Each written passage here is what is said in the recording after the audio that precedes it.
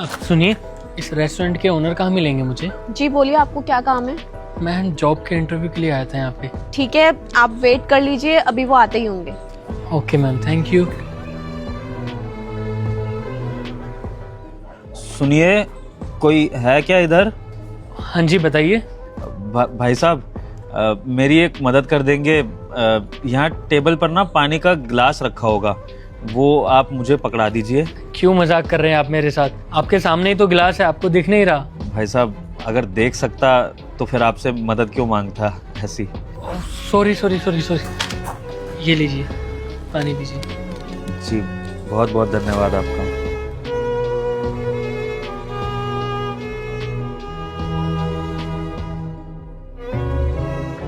बहुत बहुत धन्यवाद भाई साहब। भाई साहब, एक मदद और कर देंगे? जी जी बताइए ना, मैं और क्या मदद कर सकता हूँ आपकी? मैंने ना अपना खाना खा लिया था, हाथ धोने थे। यहाँ वॉश बेसन होगा, आप मुझे वहाँ पर ले जा सकते हैं और हाथ धुलवा सकते हैं मेरे? हाँ जी बिल्कुल, आइए ना, आइए आप मेरे साथ आइए, आराम से। जी थैंक यू। हाँ, इस साइड से।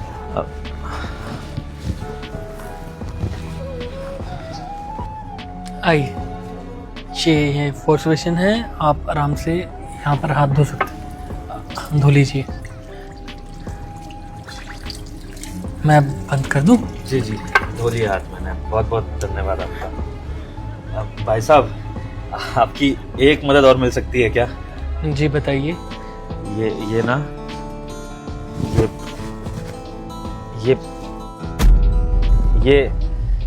ये ना मेरे पैसों में से आप 500 रुपए का बिल पे कर दीजिए यहाँ वेटर को। सर आप ये काम खुद ही कर लीजिए ना, मतलब पैसे तो आप दे ही सकते हैं ना, आपको तो पता ही होगा। बात तो सही है आपकी, लेकिन वो क्या है ना कि अंधे को दुनिया बेवकूफ़ बनाने के लिए बैठी रहती है, तो मुझे किसी पर भरोसा नहीं होता। आप बहुत भले इंसान लगे मुझे, तब से मेरी मदद कर रहे हैं, तो आप पर भरोसा है, तो आप ही ईमानदारी से उनको पैसे दे दीजिए। अब ठीक है, सॉरी गलती से एक नोट ज़्यादा आ गया। अरे कोई बात नहीं, बड़े ईमानदार इंसान हैं आप वैसे। Waiter, yes sir. ये सर का बिल। Okay sir. सुनिए, रेस्टोरेंट के ओनर कब तक आ जाएंगे, कुछ आइडिया? सर थोड़ा वक्त लगेगा। ठीक है। Okay sir. भाई साहब, आप इस रेस्टोरेंट के ओनर के बारे में क्यों पूछ रहे हैं? सर दरअसल मुझे ना जॉब चाहिए थी, तो मैं इस रेस्टोरेंट में ना इंटरव्यू के लिए आया था। अच्छा अच्छा, जॉब का इंटरव्यू देना है आपको? जी।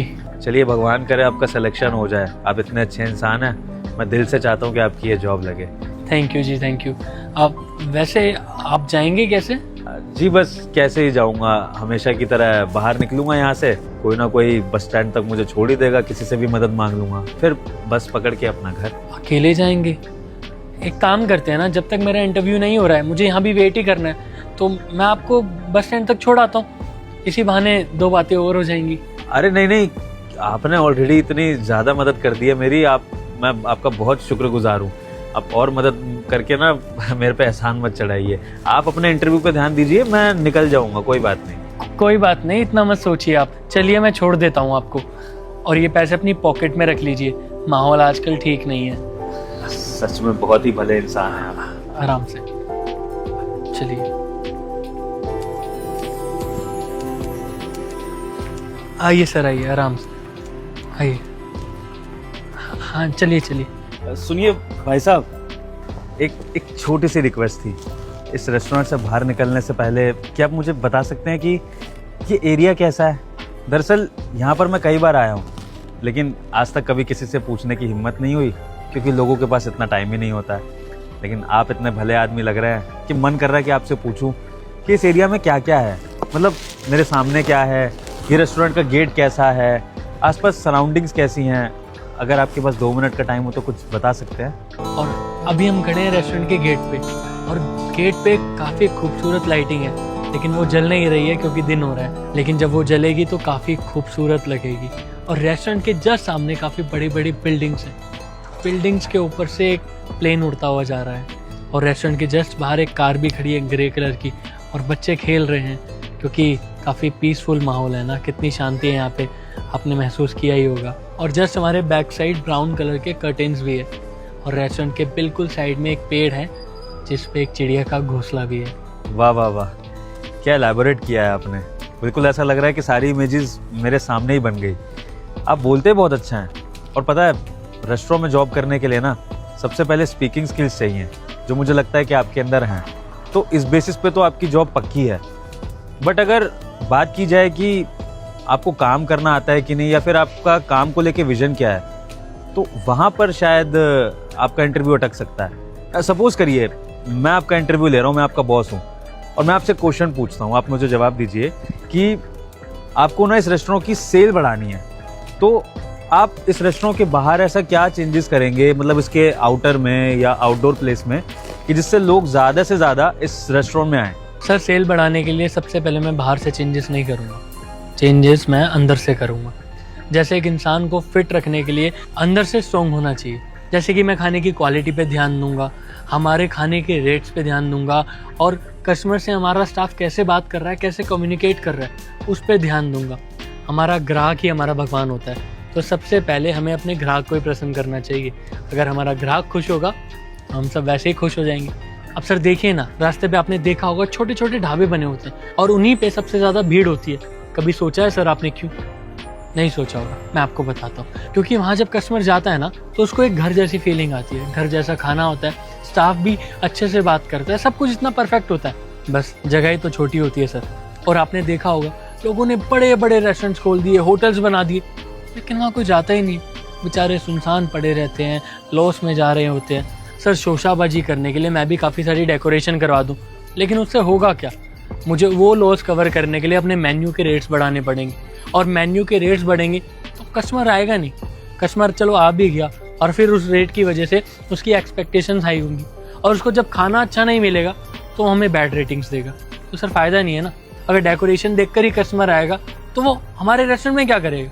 जाना होगा तो उसको मॉल जाएगा ना डेकोरेशन के लिए, फ़ोटोज़ क्लिक कराने के लिए। बस सर, यही मेरा माइंडसेट है। एक्सीलेंट, आपका जवाब सुन के मुझे बहुत अच्छा लगा। पहली बार ऐसे बंदे से मिला हूँ जिसके पास अपने काम को लेके इतना अच्छा विजन है। आई एम रियली इम्प्रेस्ड, और इसलिए इस रेस्टोरेंट का ओनर होने के नाते मैं आपका एज अ मैनेजर इस रेस्टोरेंट में सिलेक्शन करता हूँ। आप सच में इस रेस्टोरेंट के ओनर है जिनको मैं ढूंढ रहा हूँ? हाँ, तुम्हें देखकर हैरानी हो रही होगी कि मैं देख सकता हूँ, पर एक्चुअली हैरानी तुम्हें इस बात पे होनी चाहिए कि तुम्हारा इंटरव्यू एक अलग तरीके से हो रहा था। वो क्या है ना कि मैं नॉर्मल तरीके से इंटरव्यू लेना नहीं चाहता था, क्योंकि कैंडिडेट्स आते हैं, अपनी तरह की बातें करते हैं और सामने ना बहुत अपने आप को अच्छा दिखाते हैं, तो उनका रियल नेचर पता नहीं लग पाता है। लेकिन अब मैंने क्या करा, एक अंधा बन के तुम्हारा हर चीज़ का इंटरव्यू ले लिया, हर चीज़ का टेस्ट ले लिया, तुम्हारी पंक्चुअलिटी का। अब जैसे कि इंटरव्यू का टाइम क्या था? 2 बजे का। 2 बजे का, और तुम एग्जैक्ट 2 बजे इस रेस्टोरेंट में घुस गए थे अपने इंटरव्यू के लिए, तो तुम पंक्चुअल हो। इसके अलावा बात करते हैं ईमानदारी की। मेरे पास नोटों की बहुत सारी गड्डी थी, तुम चाहते तो उसमें बेईमानी कर सकते थे, लेकिन तुम्हारे पास गलती से एक नोट आ गया और तुमने वो नोट भी वापस रख दिया, जिससे तुम्हारी ईमानदारी का टेस्ट भी हो गया। अब इसके बाद बात करते हैं तुम्हारी हेल्पिंग नेचर की। अब आप जैसा स्टाफ अगर हमारे रेस्टोरेंट में होगा जो इतना हेल्पफुल होगा, तो हमारा कस्टमर तो वैसे ही खुश हो जाएगा, क्योंकि आप हमारे स्टाफ के प्रति भी हेल्पफुल रहोगे। अब चौथा और सबसे मेन पॉइंट, कि आपको अपने काम के बारे में पता है कि आपको करना क्या है। कई लोग आते हैं यहाँ पर सिर्फ पैसों के लिए आते हैं, और जो इंसान सिर्फ पैसों के लिए काम करता है ना, वो अपने काम में कभी भी एक्सीलेंस ला नहीं पाता है। लेकिन आप जैसे लोग जिनके पास एक विजन होता है, जो अपने काम को अच्छे तरीके से करना चाहते हैं, बिना पैसों की परवाह करें, वही लोग जिंदगी में आगे बढ़ते हैं। तो आई एम श्योर आज आपके पास एक विजन है, तो आप एक अच्छे मैनेजर तो बनोगे ही, लेकिन कल को आपका खुद का रेस्टोरेंट भी होगा, ये मेरी श्योरिटी है। बस इसी लगन से काम करते रहिए और ऐसे ही अपने काम में दिमाग लगाते रहिए। सो मेरी तरफ से आपका ये इंटरव्यू क्लियर है और आप कल से मैनेजर की पोस्ट पर यहाँ ज्वाइन कर सकते हैं। Thank you so much sir, मुझे तो बिलीव ही नहीं हो रहा है, पता नहीं सपने जैसा लग रहा है, ऐसा लग रहा है कि आप मुझसे मजाक कर रहे हैं। अब चलिए ठीक है, आपने इतनी सारी बातें बोल दी, एक बार मेरा रिज्यूम देख लेते सर, देख लेते एक बार। ज़रूरत ही नहीं है, क्योंकि कोई भी बिजनेस चलाने के लिए ना डिग्री से ज़्यादा दिमाग और दुनियादारी की समझ चाहिए, जो कि आपके अंदर है, और मेरा बिजनेस मैं आपके भरोसे आराम से छोड़ सकता हूँ। Okay, thank you so much sir. ये खबर जब मैं मम्मी को दूंगा ना, वो बहुत खुश होंगी सर, बहुत खुश। तो दोस्तों, आपको हमारी वीडियो में ये इंटरव्यू लेने का तरीका कैसा लगा कमेंट सेक्शन में ज़रूर बताइए, और वीडियो कहाँ से देख रहे हैं ये भी बताइए। बाकी हमारे वीडियो को लाइक और शेयर करना ना भूलिएगा। Thank you.